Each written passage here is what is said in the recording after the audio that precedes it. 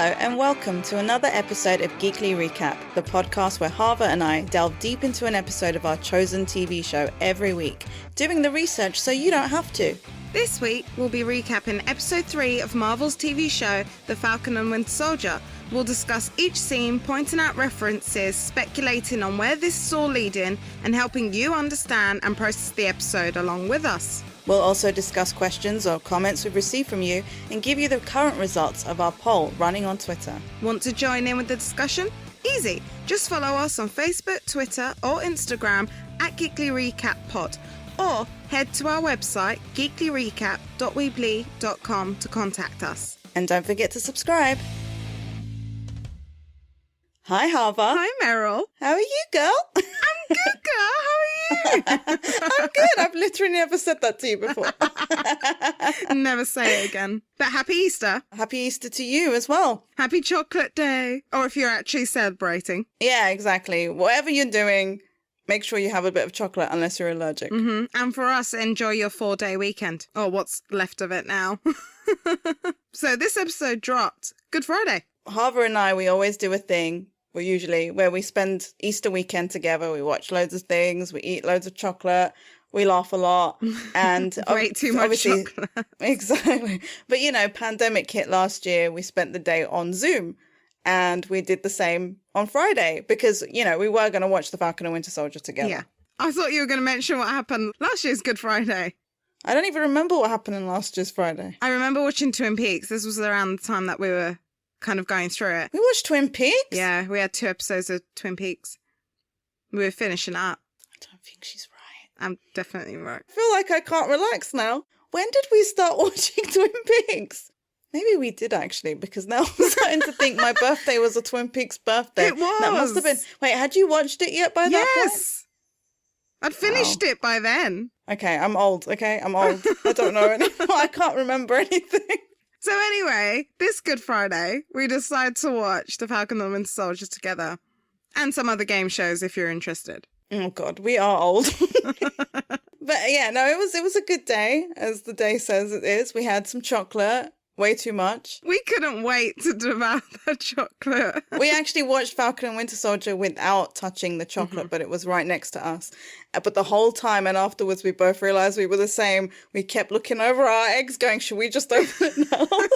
It was such a good episode, though. It was. A lot happened, which we will get into. But oh my God. There was just so much going on. It was so good. For a halfway point, and you're like, oh my God, what else is going to come next? But first of all, I wanted to thank everybody who took part in our poll on Twitter, mostly Twitter, because I put it up for a few days. It was just after episode 2. I wanted to know how the impression of John Walker has changed. And, you know, I think Twitter is a little bit more forgiving than we are. It's definitely more diverse than Instagram. Definitely. So the poll results for that one, I gave people 3 options. Well, no, 4 options. One got 0%, so I'm not going to include that one. But 67% still said he's not their Cap. So they're still not accepting. However, 17% said they liked him at the beginning, but they don't like him anymore. And 16% said that he's grown on them. Who are you people? I wonder what they saw in episode 2 to say that he'd grown on them. Tell us. Let us know. If you voted, he's grown on me. Tell me why. We don't want you to feel like you have to agree with us. You definitely shouldn't feel like you have to agree with us. And I might say you're wrong. Don't take it to offense. You're wrong. I might say you're wrong. But I might actually go, no, you're right. Anyway, I think with that, let's move on to episode 3. So this episode is The Power Broker. It is directed by Carrie Scogland. And the episode was actually written, you know, it's really funny when I read this. It's written by Derek Kolstad, who is most known for writing the John Wick movies. And at a specific moment, which we'll get to, where actually there's probably quite a few moments, I said to Harva, this is like John Wick. I mean, we're going to say it again. We're going to repeat ourselves. But we went Blade Runner, John Wick. Altered Carbon, Blade Runner. So this episode's synopsis is Sam and Bucky go to a criminal safe haven to find information about the super soldier serum. They need to start calling that serum like SSS or S. It's too long. Super soldier serum. I know, but S. It's Marvel. They love their alliteration. Let's make it a thing. Hashtag S. You brought up snakes or S. Yeah, there's snake comments that I've got coming up as well. Meryl, you're getting so ahead. Okay, so we start on a very cheesy promo video for the GRC, Global Repatriation Council. And it also reminded me of WandaVision straight away. And because it's in the beginning of episode 3, was this their advert for we're halfway through the show? It was one of those things that felt really out of touch, didn't it, with the reality? But I guess, it's promo, isn't it? It's PR. They're going to try and make it look like the world is in a better place because the GRC are around. Oh, yeah. We've seen the camps. I don't think they look that happy. Yeah. Anyway, it starts off with John Walker and Hoskins in Munich. They've been following Carly. I think they've turned up at the last place we actually saw Carly, Yeah, right? I can't remember this guy's name. It gives us the best line of the show. Oh, I could have applauded him at that moment. So bad, though. I know. I'm so conflicted because on the one hand, we don't like John Walker, yeah. We know that he can't replace Cap. We know he's got a lot of issues that mean he can't really stand for what that shield does. However, at the same time, I understand his frustration because he's having to do all this stuff and no one, it looks like probably hardly anyone is really giving him the respect he thinks he should be getting. Definitely. But the way he's going by things. He isn't going by it right, but I can understand that if he's struggled with this a while, like he's approached so many people and none of them have given him information. No one's scared of him. I can understand his frustration. I'm not saying that he's right in how he responds, but because he's just a person and he's clearly not up to the standards of Steve, you can understand, I probably would have been. No, definitely. Similar. I understand his frustrations, but all this is showing me is you're not the man for the job. 100% you're not the man for the job. And it's showing more of his character from the comics where he was a brute. And it's mentioned because he used his fists for everything and we're seeing it right now in the first couple of minutes of the show. The cafe owner guy did tell him, you Americans are becoming brutes. Yeah. So they've clearly changed their tactics from the days of yore. So it's now they're actually afraid of them, but not for the right reasons. It's they're coming here and they're making it worse. They're not improving anything. And it was just a very interesting way to look at it, I thought. But yeah, that guy was my hero for spitting in his face. I'm sorry. It gave us the line, "Do you know who I am?" Yes, I do. And I don't care. I love that. And if you've checked our Instagram and our others, it's a meme. We made it immediately. It's how we all feel. Now, I'd like to take a moment, just to pause. I did read that Wyatt Russell is getting death threats. That is absolutely uncalled for. This guy, and I said it in, I think, our previous episode, whoever took on this role was going to get hated for playing the character they're playing. He is playing it so well, which is why we dislike him. But you cannot be sending an actor death threats for a character they are playing. Exactly. And you know what? He's not even as bad as he could be and he's getting death threats. All he's doing is wearing a suit that we don't think he should be wearing. That is all he has really done so far. He hasn't done anything really bad. So you're all right, calm down. We don't like him, but that's an actor. We are right? playfully attacking a character here. Yes, because we love Captain America, but that is so uncalled for. And it happens time and time again. It's just appalling to see. Moving on to happier times. One of the things that does make me laugh about this guy is that I don't know why he does it, but he introduces his name when he walks into a room. He said, "Sir." Oh, yeah, John Walker. I mean, maybe is that basically his way or the writer's way of saying that he's not comfortable calling himself Captain America? Yeah. But just don't introduce yourself at all. Let your suit do the talking, mister. I don't know. He's annoyed. He's saying we're drawing blanks. And he says that they have to bet on someone who has better hands. And I don't know how you felt at this moment, but I immediately thought Zemo as well. I just felt this was the moment. He's going to be one step behind everything. Yeah, especially now that he doesn't have Red Wing to track them. So he's quite a few steps behind them now. We see that at the end where he does eventually get to Berlin and pretty much the whole episode has passed. So he's going very slowly. It's not that hard from Munich to Berlin. How? But you have to remember that at the moment he's not doing things off the books. He's probably having to get permissions and flights booked. I don't know how it works. Yeah, that's true. So now, we go to Berlin. Yes. last episode we were like, oh, is he going to be like their Hannibal Lecter? I mean, he could still kind of be, I suppose, in a way, like the guy who's messing with them psychologically. But I thought, is he going to remain behind bars? That didn't last long. No, but I agree. He is going to mess with them psychologically. Oh, definitely. He's already doing it. I mean, we noticed it within his first words Oh, in God. the scene. Longing, rusted, 17. But you know what? There's other glimpses of it. And whether it's by his dialogue, the things I viewed it, I noticed so many glimpses in his face. And I'm conflicted, just like I was conflicted with Thanos in Infinity War. I was like, oh, but you're so cool and I like you, but you're horrible. But you like all bad people, so I let's do. But I don't remember liking Zemo in Civil War. He's changed a bit, I think. Not changed, like, I feel like right now he's a lot closer to who he was in the comics. Yeah. Than he was in Civil War, which obviously I didn't really know much about, but I read into it. Yeah. You can see that they've definitely given him a lot more depth and history now. Whereas in that, he just almost sounded like someone who's been wronged by what happened in Sokovia. But now you know there's a lot more going on with that guy. And the gems we've been given in this episode that surround him just makes him more human. And I think that's what attracts you to any character, whether it's a villain or not. But a villain in particular, when you see that part that makes him human and you're like, oh, but, you know, are they bad? No, they're bad. Don't be fooled by it. They're bad, but he Never does trust make a him lot completely. of good points. Yeah, totally. So... There are moments where I'm like, oh, what Zemo says it's true, but I don't want him to be true. But, you know, Harvard, this is also, again, not the first time this has happened to us. I know. You know, for anyone that has been listening, we have mentioned Secret Cinema before. And on one of the occasions, we went to Casino Royale, which was a great night. And they had, like, some bad guys. And one of the guys... Getler. We have to say it. Yeah, Getler. He made an amazing speech. By the end of it, I wasn't even fake acting that I was on his side. I was like, yeah, let's tear the world down. Oh my God, it was a bit like the flag smasher. It was. He was practically Zemo. It was. We were in like a dingy room in Italy and we felt like we were in a cult. That's so bad to say.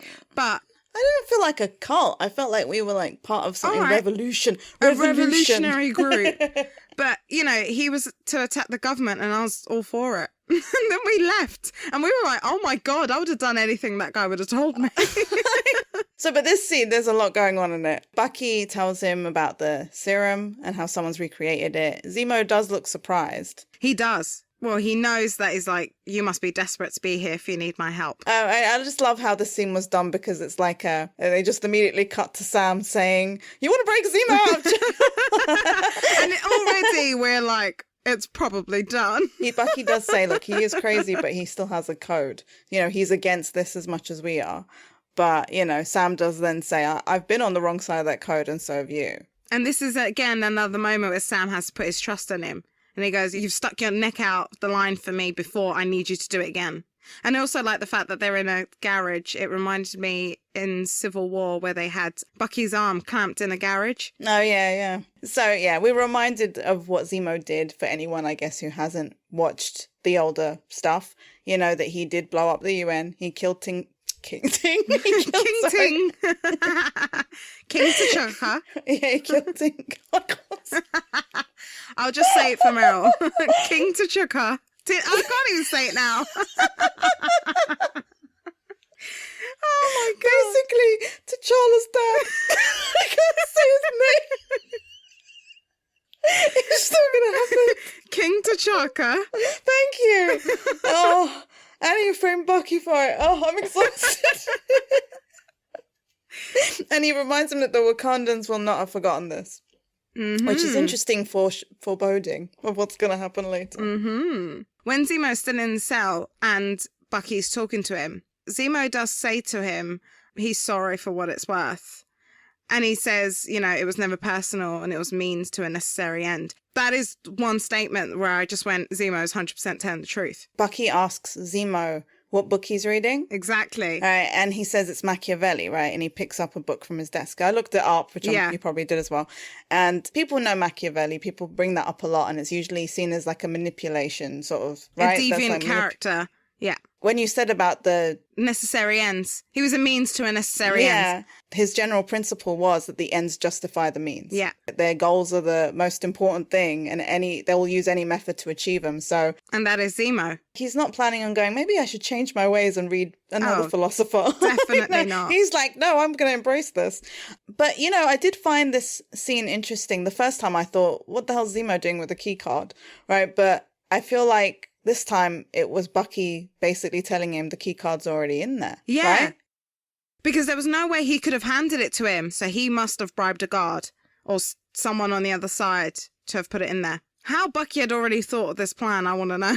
So, then we have like a whole big bit where you're kind of seeing a hypothetical situation. He's walking Sam through the hypothetical. But I love the fact that the moment he was like, can I tell you a hypothetical? He's like, what did you do? He already knows. I don't know how he's researched this prison, but he knows that to 9 prisoners, there's only one guard. He's probably been there before. He's saying it in a casual manner. He goes, this is unnatural. And then just at that moment, we see Zemo walk in. He's like, no. He's wearing the guard's uniform and he's broken out. This whole room is filled with classic cars. And I think we get a glimpse of everything Zemo owns and how rich, his family is. Yeah, I mean, he does say that they were royalty, right? Yeah. Later. So, yeah, I mean, he says they collected this, like this is their legacy, including his weapons. Like he opens a trunk of a car and he's got a golden gun. I know. I was like, oh, flashy. But, Sam goes along with it. He has to. He knows there's no other way. I can't remember whether he says it here, but he does say it later on a few times. He keeps asking Bucky whether he's good. Like he knows this is, especially now that he knows Bucky's in therapy as well. Well, not in therapy anymore. Well, he has to keep checking on him because, I mean, they have a history and, he's been controlled by this guy. We do see Zemo grab the purple mask here, which we've seen in trailers, and it is an iconic mask from the comics. Yeah, and you hear his theme definitely then. Yeah. The difference here is his mask isn't glued onto his face, whereas it is glued onto his face with adhesive. I remember reading about how his dad in the comics had like acid or something thrown in his face, which melted the mask to his face. So, and his son kind of did it like to adopt it in his honor, but I don't know if he glued it to his face. I thought it happened in a fight with Cap, but I might. Yeah, but that was his dad. It wasn't that was his him. dad. Well, in the comics, as far as I read, yeah. I didn't go that far in. Yeah, because his dad was Heinrich Zemo. So obviously this is Helmut, or however you're meant to say it. Yeah, Helmut. Oh, maybe he did it as a nod to his dad. There was a license plate here. It had 152. Someone else actually found this out. I didn't. But someone did say it may be a nod to Captain America issue 152, which is a Captain America and Falcon issue with Sharon Carter. So Zemo says that, he spent years hunting Hydra down to stop the recreation of the serum. And he's like, I have no intention of leaving my work unfinished. Sam and Bucky are going to use Zemo for their own gain, and Zemo's going to do exactly the same. The thing is, though, Sam and Bucky's objective is obvious. Yeah. But what is Zemo's objective? Exactly. He's had a lot of time to plan this out. So he mentions that they need to scale a ladder of lowlifes. Falcon says, we've already started, which he totally means Zemo. There's so many great lines in the show. One-liners. We obviously know Falcon can be funny. Yeah. But I feel like episode 2 was more Bucky was funny. Yeah. But it's also nice to see a bit of Anthony Mackie in his character as well. Zemo mentions they need to start with a contact named Selby. We see a shot of private jet. They're just like walking out. I imagined it happened in slow motion. It wasn't in slow motion, but I imagined it they in were in slow motion at some point later, but not right now. Meryl was like, look, he's even got his own Alfred. He did. And yeah, Sam just goes to him, oh, so you're royalty. And he goes, I'm a baron. Yeah, I mean, this is like I don't know if it's the first time, but I feel like it's the first time he's addressed as a baron. Yeah, it is. And in the comics he is, but in MCU I don't think it's really been said before, but in this one he's addressed a couple of times. So he says his family was royalty until your friends destroyed my country. He does that a few times though this episode, but the thing is he has every right to, because it's not something you can really get over. Yeah. But at the same time you do wonder whether he's still got some kind of revenge. Do you know what I mean? The fact that he just keeps dropping it in a passive-aggressive kind of way, you do kind of go, he's still really mad about this. And at some There's point... still a grudge. And considering, the two that he's talking to right now aren't even, the ones that were part of any of that. At the end of the day, Zemo is stronger than he looks.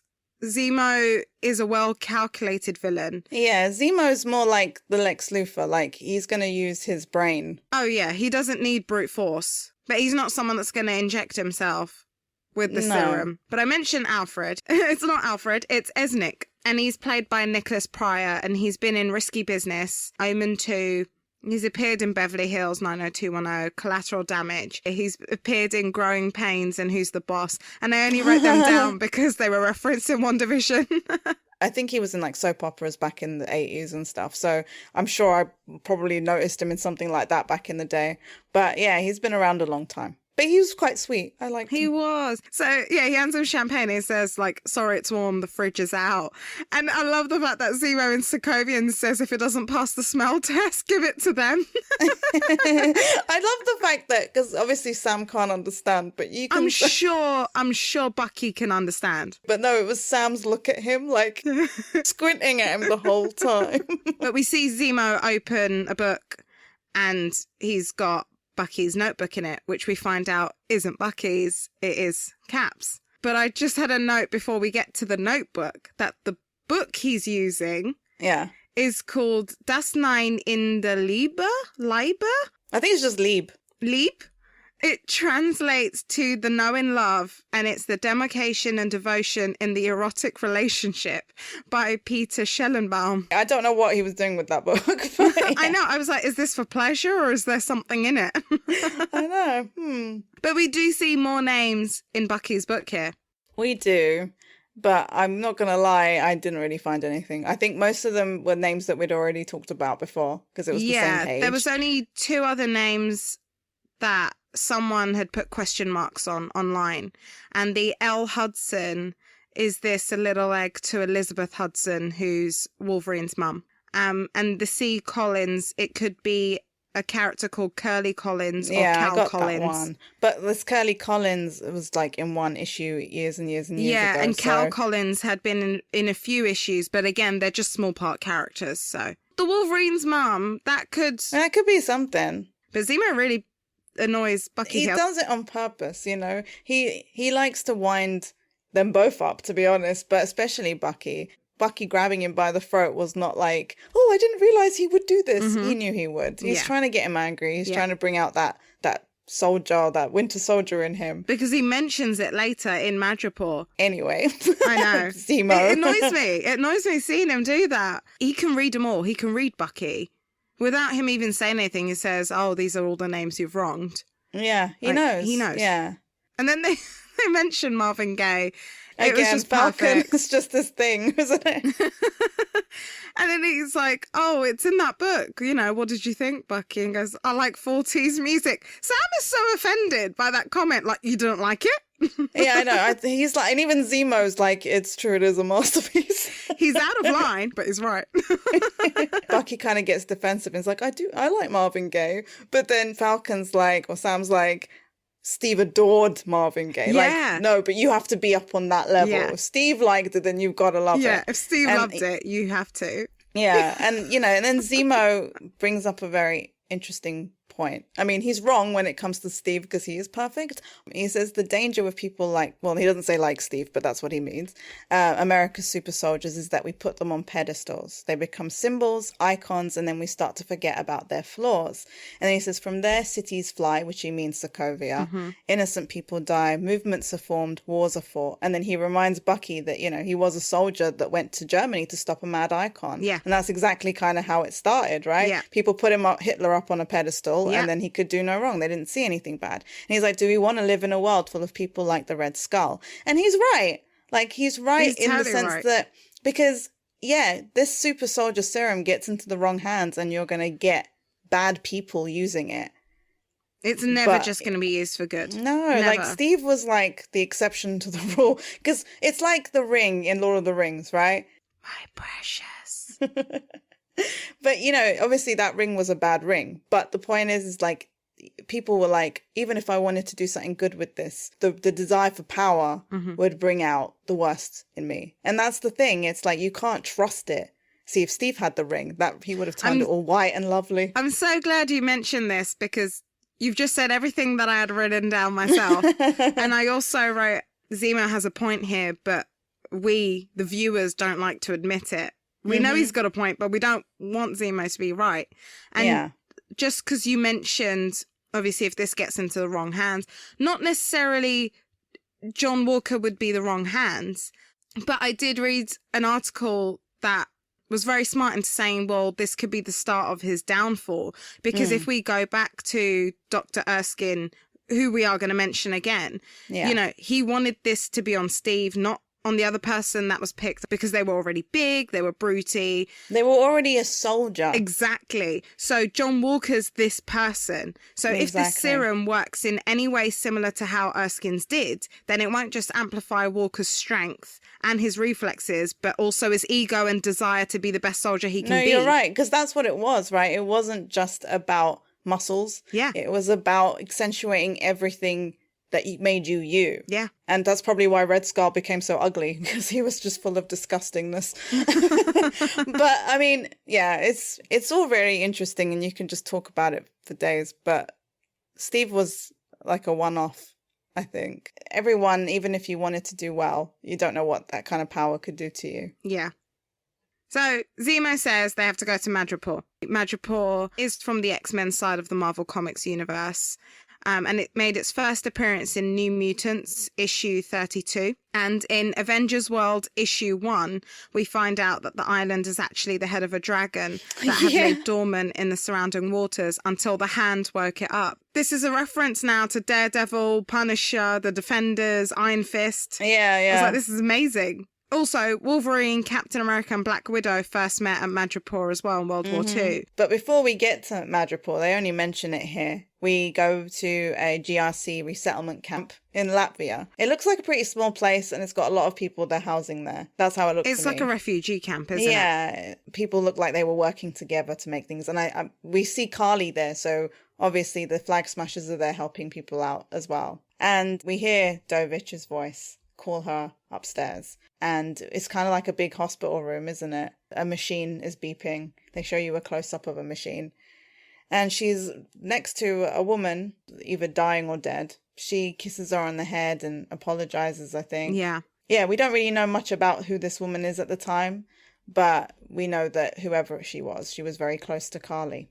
Yeah. There's a heart monitor next to her and it had a little 189 on it. And someone said that it could be referencing Captain America's issue 189, where Red Skull uses mind control on Falcon, and we see hallucinations of Zemo as well. They just put numbers all over the place. I know, little glimpses. So now we're finally in Madripoor. Woo! Which it just looked badass, right? Oh, God, honestly, it is a treat for the eyes. It really is. But I was just screaming like Blade Runner. And look, we've just mentioned Secret Cinema.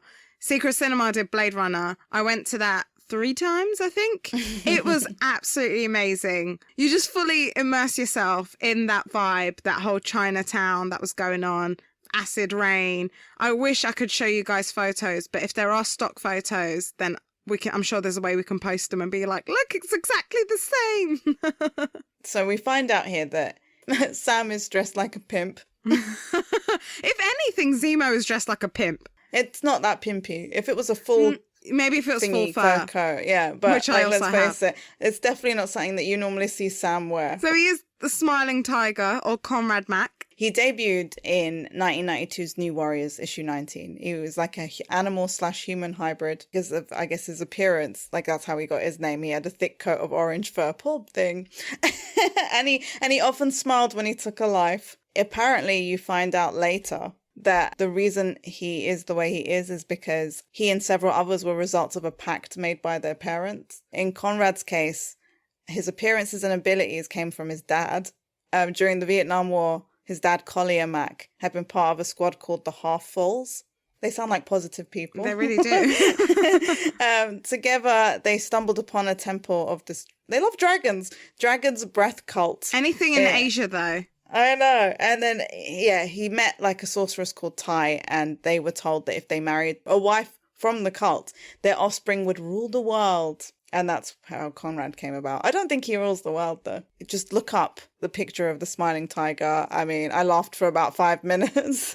He's creepy. I'd be terrified. But, I mean, yeah, if he was real, I'd be terrified. But, like, he's funny for a drawing because he has claws in the comics. It makes more sense as to why later we'll see Selby kind of go meow at him. Mm-hmm.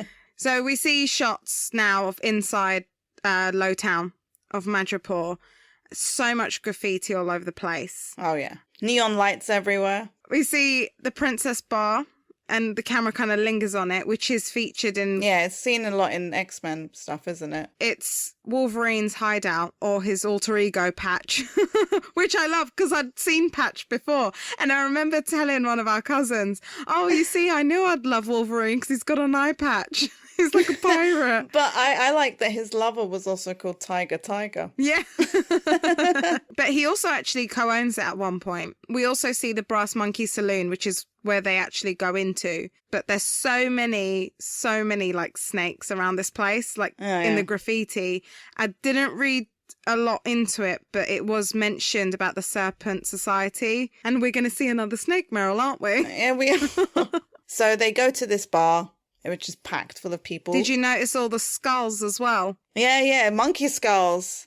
People have already noticed that Winter Soldier's there, so he's clearly famous. One of the things Baron Zemo says is ready to comply, Winter Soldier. And I'm like, come on. Ugh, he makes me sick, but also I love him. I know. The barman obviously says he wasn't expecting to see the smiling tiger. I guess he really does look like him, because he's a bit apprehensive at first and gives him a weird look. And it's almost like he says, like, do you want your usual? He's testing him, whether he's going to drink it. I wondered whether he was testing him. Like, the first time I thought it was a test. The second time I thought, well, we don't know what this smiling tiger guy is like. No, I don't even know what he sounds like. Exactly. So I don't know whether necessarily I think it was a test, but maybe he's scared of the smiling tiger. Possibly. Do you know what I mean? Like, we don't know what he's normally like. Is he quite menacing? Is he, violent with him? Yeah, maybe. Does he even smile? But, we see him take a shot with live snake organs in it. And again, I went back to, like, the Serpent Society thing. One of the villains, if not the leader of the society, is Diamondback. Diamondback is actually the half-brother of Luke Cage. People can look into it. He is also a Captain America villain. And with all the hints around, you're kind of like, oh, this could lead into something else, somewhere else down the line. That's true. From what we gather here, Zemo isn't actually welcome. Someone goes and tells him, saying Power Broker doesn't want him here. Yeah, but, he's like, well, I don't have any business with him. And he only knows him by reputation. Yeah, and that's when we find out that Power Broker is a he. He requests Selby. Yeah, and then some guy starts walking up. I thought this was very interesting the second time. It felt orchestrated to me. I never necessarily got the vibe that the man that was heading up to Zemo was necessarily someone who was about to do anything bad to him. No, I don't think he was. I think he was someone that Zemo knew, but wanted to shut him up before anything was said. But he basically gets Bucky to attack him. I don't know what I thought about who the guy was. You're making good assumptions there onto, I don't think he was going to do anything. To me, it just felt another way of Zemo using Bucky in this moment. Oh, yeah. And he knew it was going to be filmed, and it is filmed, and now that is going to cause a hell of a lot of problems now, because is he going to be able to go back to the States? Yeah, he's been pardoned, but now that's going to be screwed up. But I don't know whether that is that the fault is now going to lie with John Walker for signing him off of therapy. How can they prove that he's not actually turned? They can't. Even if he hadn't turned, he's still hurting people. Yeah, I know. Rule number 2. Sam's in trouble too, because that camera is not just going to have picked up the fight. It's going to pick up that they're with Zemo. They've broken a man out of prison. Exactly. Even though Sam didn't really do it, but he didn't take him back. And he's either. already been in once. So they're in trouble. They're in huge trouble. Although I screamed because the Winter Soldier theme started playing again and I got way too excited. I was like, yes, he's kicking ass. And this is where he turns around to Sam and he's like, it didn't take, much, did it? Because he's orchestrating the damn thing. All of it. And Sam is actually worried at this point because he puts his hand on him. And then Zemo's like, no, you can't do anything. We need to stay in character. I mean, this isn't just like, we're just going to act here. No, this is getting into his deep psyche. I felt so sorry for him in this moment. It does get them in to see Selby, though, because the barman picks up the phone. Slow motion. Yeah, and a lovely French song. I looked it up. Le Petit Homme. Yeah, The Small Man or Little Man by Edith Piaf. I've got a little info on Selby. I'll just say it now. The character in the comics is a dark-skinned male. So this is, I mean, if they are going with the same character, then they've just changed it. But it's probably not, and it's just a nod to the name. Well, it might be because this character you're talking about, he was only in one issue too, right? So Yeah. It's just a shame because I actually liked this Selby's character and would have liked to see more of her. Selby's mutant power was mastery over computer binary code. I swear, if I ever got a mutant power, it would be one of the worst ones, wouldn't it? I'd either get some really ugly thing or I'd get the most pointless skill. I mean, to be honest, that would be really handy. And maybe he was ahead of his time, but that's not the power I would ever choose. No, I still want teleportation. Yeah, definitely. Or, you know, a mixture of all powers. But no, teleportation, definitely. Stop being greedy. Definitely opening the door to a lot of the X-Men world right now. Just bringing in magical. They've incorporated Fox. They're obviously going to include this at some point. Yeah. Selby in here is played by Imelda Corcoran, who hasn't been in a lot of stuff, but she's appeared in Agents of S.H.I.E.L.D. a few times as Dr. Goodman, and she's also been in an episode of Lost. So, you know, she's calling Zemo Baron, so she clearly knows him from that life. She seems very suspicious of them, which, you know, she has a right to be, I suppose. As far as she knows, he's still in prison. And she mentions that Sam, or Conrad, is taller than she heard he was.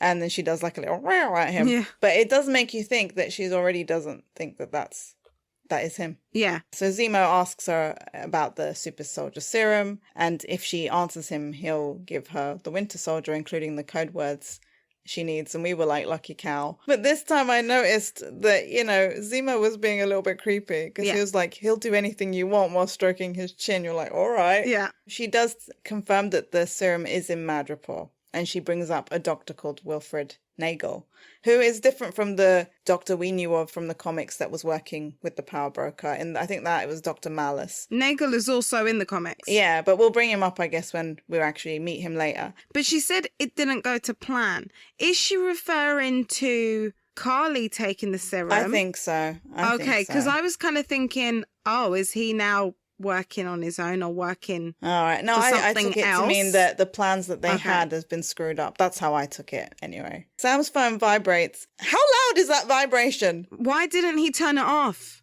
That's like 101. If you know your phone's loud, even on silent, turn off the vibration, Sam. His phone vibrates. Selby demands it to be on speaker. And she also pretty much alerts the guards around, you know, I don't believe this is who he says he is. So yeah, he picks up his phone and it's his sister. And he's trying to act all the big man and not give anything away and keep responses blunt. Meanwhile, she's shouting at her kids, saying stuff about the bank. And he's like, yeah, I'm going to kill the banker, blah, blah, blah. Yeah. And then what happens? She says something like, I'm going to have to call you back, Sam. Selby's like, Sam? She says, kill him or something. Someone shoots her through the window. Thanks, person. That was totally Sharon being their guardian angel. It was kind of obvious. I think she's working for the Power Broker, but we'll get there. Well, maybe she's doing something undercover or, you know, I don't know. Maybe there's like, you know, she's double agenting something. You know what I mean? Look, either she's double agenting something or I think she's working for the Power Broker. I don't know. I don't think she's going to do anything bad to Sam or Bucky. And she obviously wants to come back to the States. She makes it known. But there's something that we haven't even scraped yet, I feel like, with her story. Yeah, I definitely feel like there's a reason for her being where she is. But I don't know whether that is some kind of, you know, like she's known for being on the run, but she might not be. Do you know what I mean? Like she might be working with someone who's... We see someone at the end as well. So immediately after Selby's shot, there's a bounty on all their heads. And this is the moment we're like, John Wick, it's all over the place. They need to get out and they need to get out quick. But, you know, Sam, I can't run in these hills. Let's say their guardian angel is Sharon Carter. I'm almost 100%. They're like, Sharon, you're here? But she's like, you took everything from me, or you cost me everything to Zemo. what could they have done, really? Maybe they could, I mean, of course they could have done more. You can always do more. They mention about the serum here, and to me, she doesn't seem surprised. No, she's probably aware She of all that knows. stuff, yeah. We also know now that she is in Hightown, and she's got like some kind of night planned. I'm like, considering you've got an evening planned in like an hour, what were you doing outside doing this stuff? I'd be still in the shower and getting myself ready. She's got an art gallery, basically. Of stolen art. Bucky mentions, I think, in there something like, usually the stuff you see in the Louvre is fake anyway. Yeah. It all goes here. The real stuff is places like this, yeah. So now it makes me think the Mona Lisa that we saw, was it fake? I don't know. Well, you know what? If it was going to be fake, I expected it to be bigger and more impressive, because that was just tiny. This is also, I'm just going to mention it because we mentioned it, I think, in episode 2, that we saw in an interview that a topless Anthony Mackie was coming. This is it. And the turtleneck looked great on him. I didn't actually notice him with clothes on. Isn't that weird? He wore a turtleneck? Sharon's disillusionment with everything is apparent here, because she's calling the Stars and Stripes stuff bull. Boop. Yeah. And, saying how Bucky was all into that stuff. It was kind of like she was indicating that the symbol of what Captain America is, he should still be buying it. Yeah. Does she not know John Walker?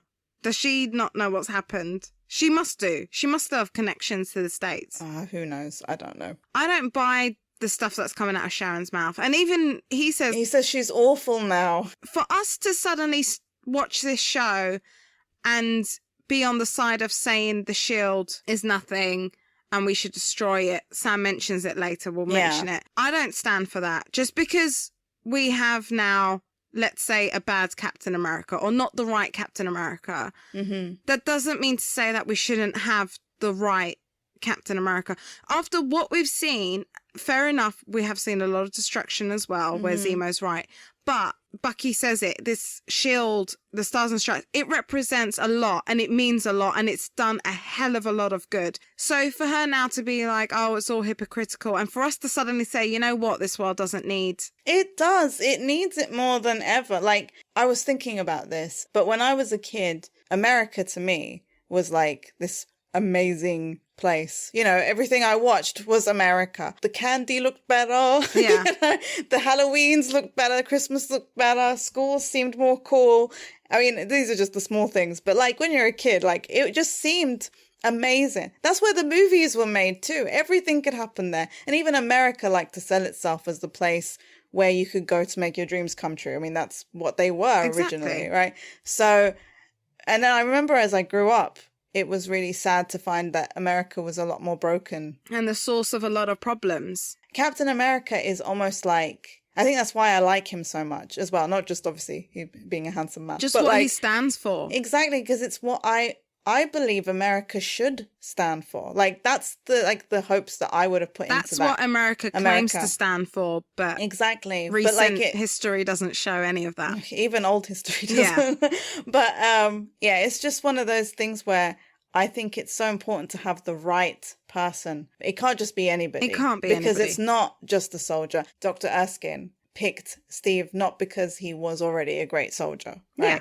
The thing with Steve was Steve never took orders ever.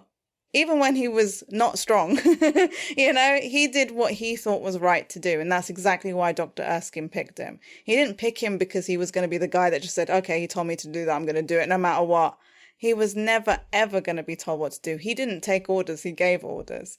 And that's the difference between him and this John Walker now. Although John Walker's trying to branch out of it, but I don't think you're going to do a good job, mate. Even the army told him how many times that he couldn't join the army. Did that stop him from going and trying every time? No. He wasn't going to be told what to do then. I love that character.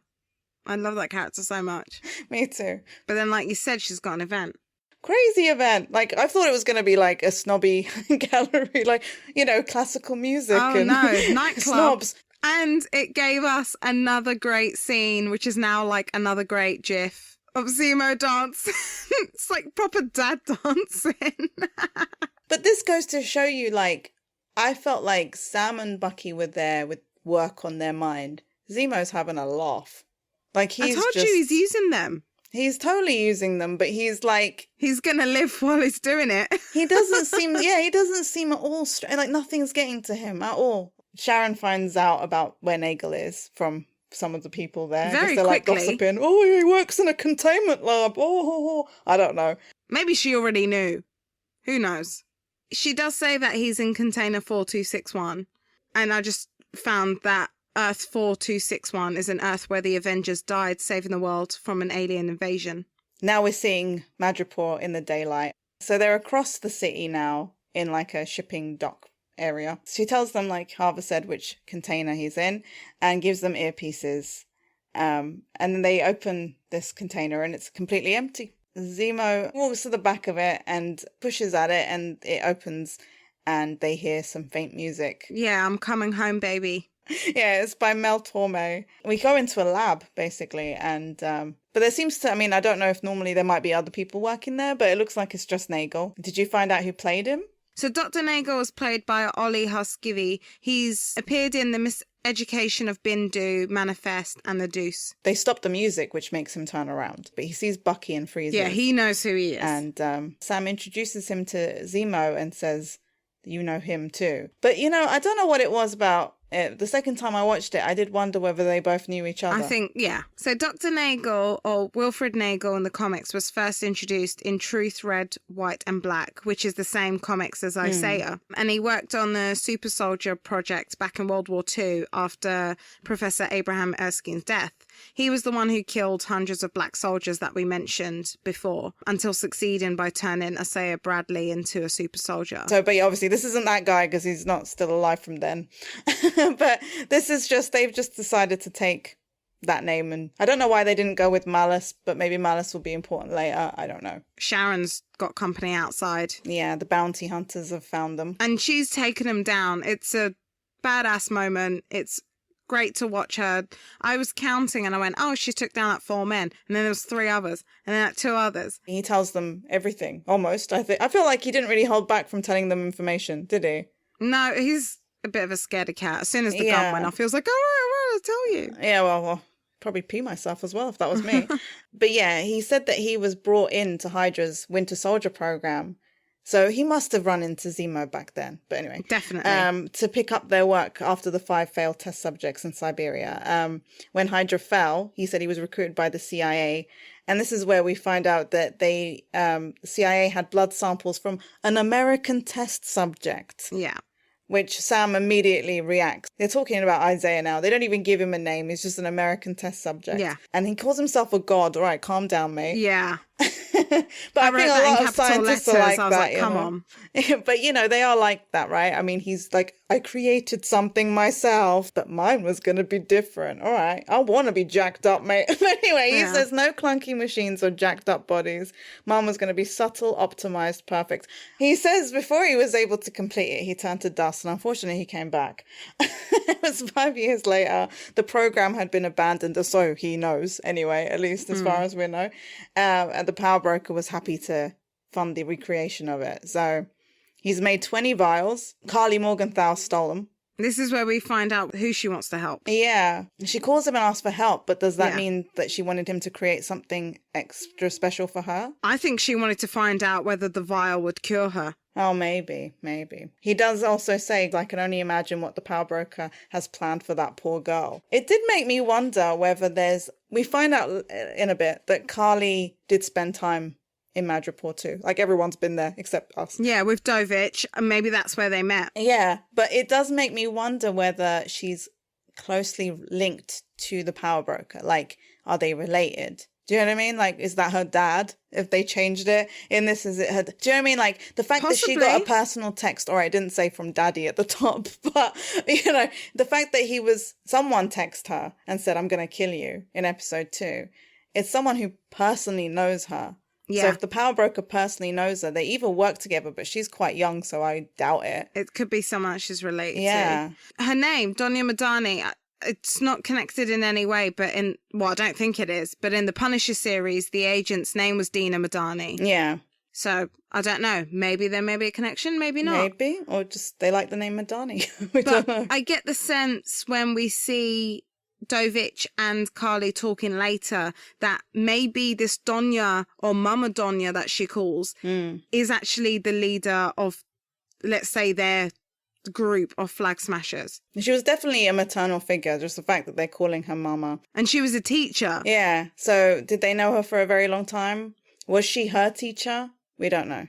But what is she going to do with the 20 vials? Because who selected these people to take them? There's 8 of them as far... Well, there's at least 8. Carly chose who took them, I guess. What made her be able to choose? I was just like, know. who do They you think listened you to are her. at this moment? Yeah, I know. So that's why I'm thinking, is she linked to the power broker? Because why does she have so much power over the rest of them? Do you know what I mean? Like, there's got to be a connection there. But this episode also shows a side to her that I'm just like, no.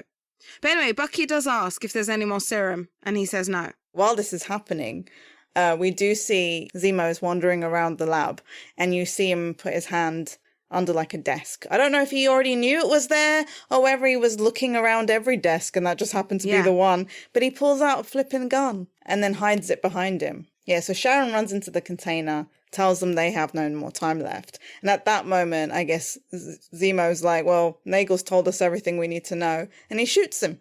Yeah, he's going to stop it. This is the thing, though. I'm like, okay, he stopped it, and I understand why he shot him for that reason.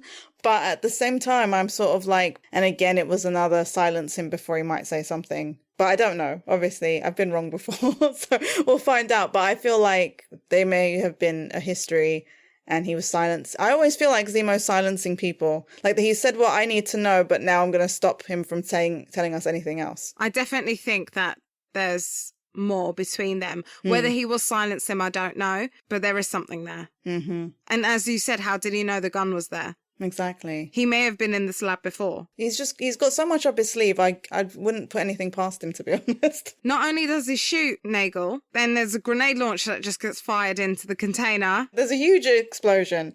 And then in the lab, like everything's like shaking. I'm assuming it's all the chemicals reacting to the fire. And Zemo's again, no one can see him. Bucky helps Sam and Sharon up and they get out just as a gas canister explodes, basically. But then on a shipping container, we kind of see the back of Zemo. He finally puts his mask on. Yeah, and he shoots at the gas canisters. And then he jumps down and like beats the crap out of some people or kills them, I guess. And the others do see him. They run into one container, but Zemo's sees something in another. But yeah, they break out of a different container and just then we find out what Zemo said hello to, and it was a convertible car. I think he just finds cars places. And then we get the little scene that mirrors Civil War. Like, are you going to move your seat forward? No. I just burst out laughing.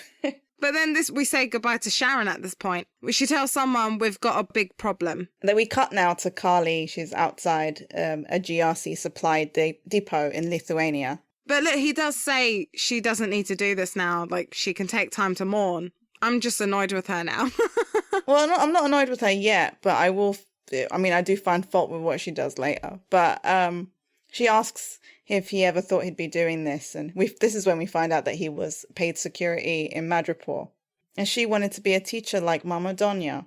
But we know she was in Madripoor too. This is where it's settled that we know. I don't trust her. Well, she is like one of the villains. So this episode made me like her less. We know we're not meant to really like her. We might be able to understand her, but she is, at the end of the day, someone that has to be stopped. This is where we also find out that she is aware that Nagel has been killed. But I don't know how she knows this. She's the only one that knows this. She's obviously got contacts still in Madripoor. But it does make you wonder, like, who told her? Or is Sharon working with them? Sometimes I even wonder if Zemo's working with her. We don't bloody know. Well, I mean, at the end of the day, Zemo could be working with anyone to get what he wants. But would he go to this much distraction? There's a lot of open questions right now. Exactly. But yeah, she says that because Nagel's been killed and there's no one else to make the serum, the power broker will come begging. And then we see Walker and Hoskins in Berlin. Mm-hmm. They're a bit late. I kind of feel bad for him in a way just because...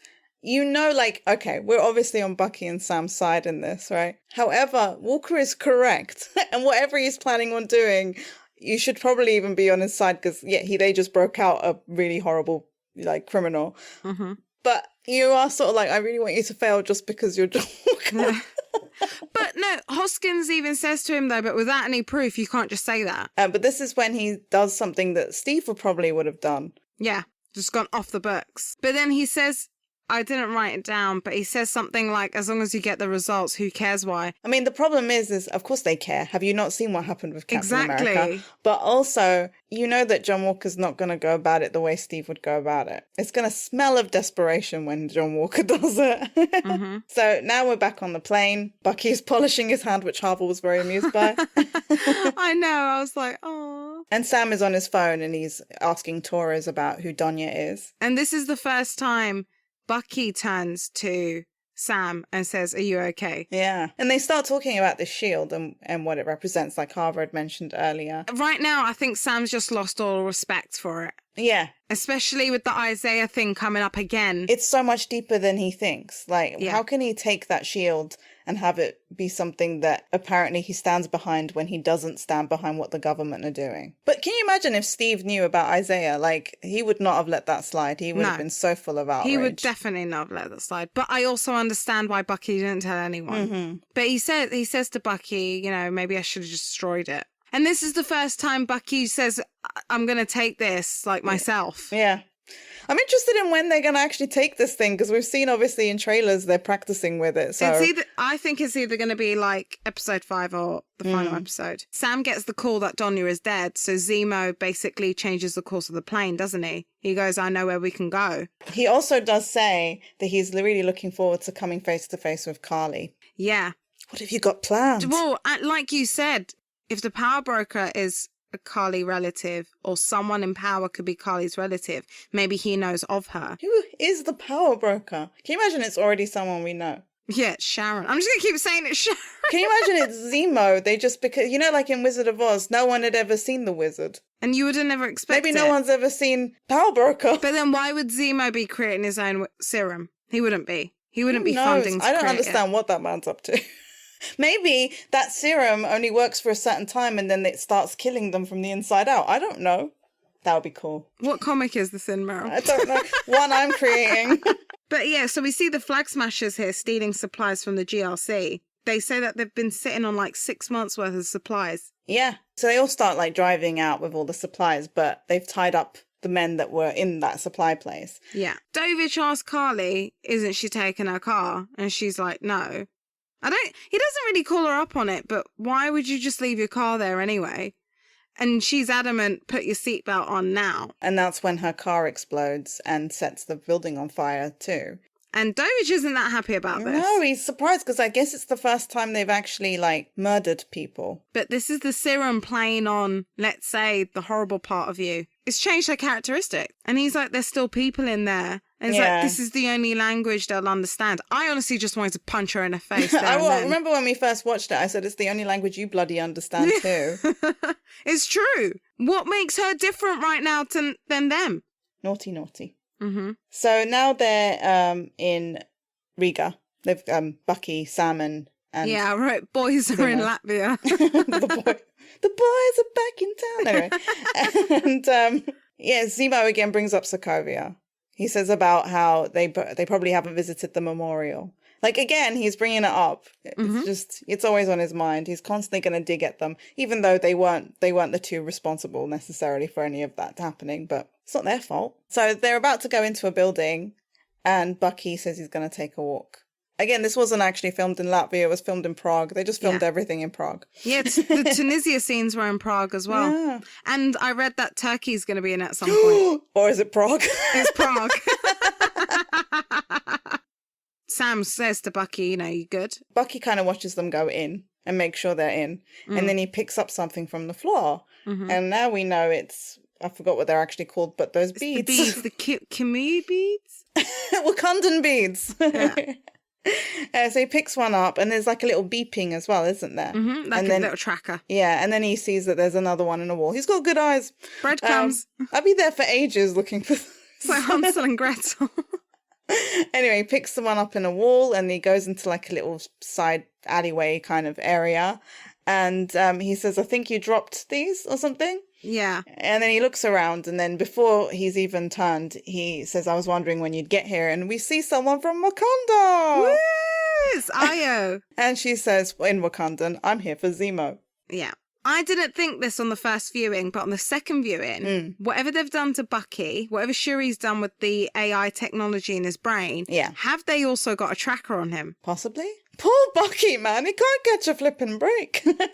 Because obviously Wakanda's got eyes everywhere, but it made me think, are they tracking Bucky? Maybe. Why not? It ends with a bit of Wakandan music as well. Yeah. But this was such a great episode and so much detail to get into. Yeah, for sure. Too much to take in. Where is Zemo going with this? How much of this is he faking, let's say? Because he is going to use, and he is using Bucky and Sam. What is going to happen to Bucky and Sam right now? How are the Wakandans going to help? Like, what are they going to do now? We don't know what's going to happen with John Walker. We also don't know if he's going to take the serum, by the way, because I think that would be forcing it in this series. Or if he does, it'll be like the post-credit bit, you know, like where someone injects it into him. We don't know what's going to happen with the serum, so I don't know where it's going to end up or how it will even get into his hands, whether he'll voluntarily take it, whether someone will attack him with it. We don't know, but... We also don't know how many vials there still are available. We just know at least 8 has been used. So I'm excited. I'm really excited to see where this is going to go. This was definitely my favourite episode so far. Yeah, me too. I can't believe it's only been 3. I feel like I've already been through a lot with them. I know.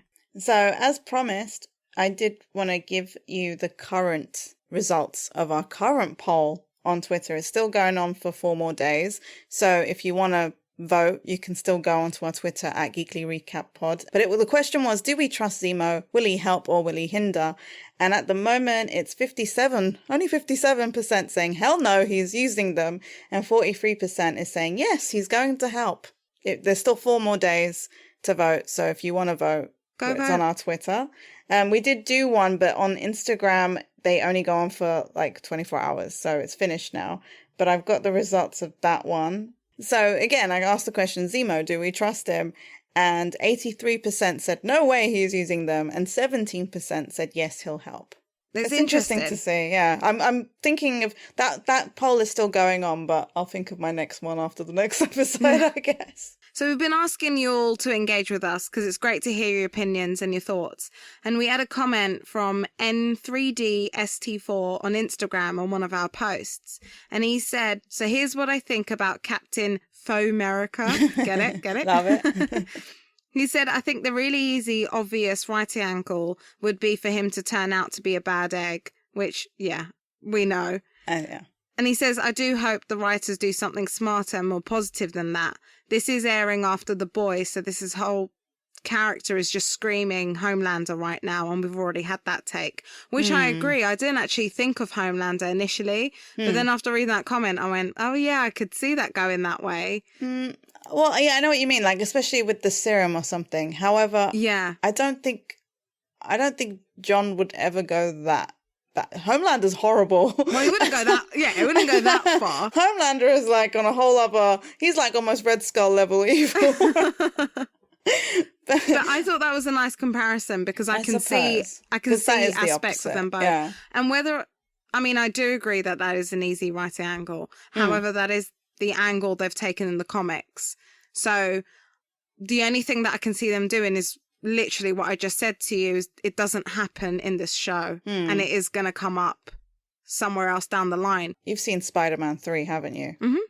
Do you remember like how many villains they tried throwing into that? There was and that's too why much. It didn't work. They can't do that with this. We've got Flag Smashers, we've got Power Broker, and then we get evil Captain America. It wouldn't work. I think it would be a huge mistake. And I don't think that's what they'll do. But yeah, it would be a huge mistake. But obviously he'll be an issue in this show. Like he will join in and he will mess something up. Clearly he's going to come in right at the wrong moment and probably screw things up by misunderstanding or who knows. But I don't think he'll be super villain like with his powers or anything like that. He did also say If I was a writer on the show, John Walker would have an arc where he tries to be Cap and voluntarily hands back the shield so it can hang on the wall in the Smithsonian. And the last 5 minutes of the finale is the montage of Sam and Bucky bromancing while Public Enemy's Black Steel and the Hour of Chaos plays.